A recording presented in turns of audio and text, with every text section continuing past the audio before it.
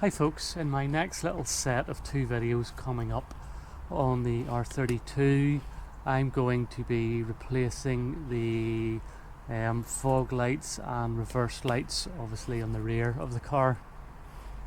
Very simple job, so this is going to be a short and sweet video, so I'll get straight into it.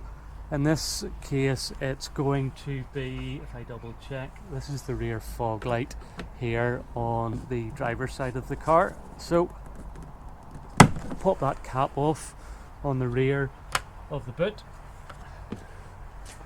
and this wee clip you'll see there, you basically pinch it in relatively firm and pull it backwards, possibly. There we go. Okay, you see that's the clip out. I've changed the angle of the camera just to show you a little clearer what I'm doing here. As mentioned, that's the wiring disconnected, the bulb holder and its wiring plug there. Basically you turn this a few degrees clockwise and you'll find that's the bulb released. There's the bulb, like so, dead easy. So then we'll look back down and try and show you how to replace the actual bulb itself. Okay folks, and just to show you removing the actual bulb from the holder, all you have to do is rotate this, in this case anti-clockwise, and pull it out to remove it, and you'll see those wee pins there just in the bottom of the bulb there, one on each side, and there's wee notches within the housing for that to line up there. So that's very easy. So I'll grab the new bulb here and show you installing it. Hey folks, you'll see I have the new bulb, which in this case is an LED version.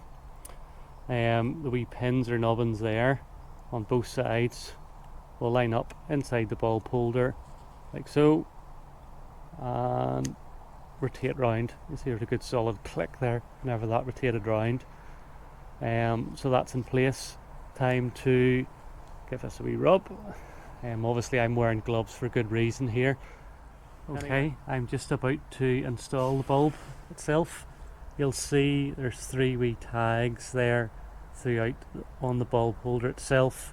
They're keyed and they are slightly differently, and you'll see that top one there is a slightly different shape to the other 2, so that gives you an idea of the orientation that you need to be in. So it's approximately there, and turn this anti-clockwise to lock it. Okay, that's that in. Wire and plug being pushed and clicked back in. Now time to give this a test.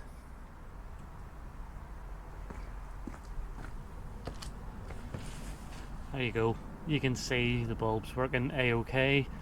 Time to do the second part of this video, which will be a separate video, onto the reverse light. And of course remember to clip in your wee bits of trim that go in the inside of the light there as well.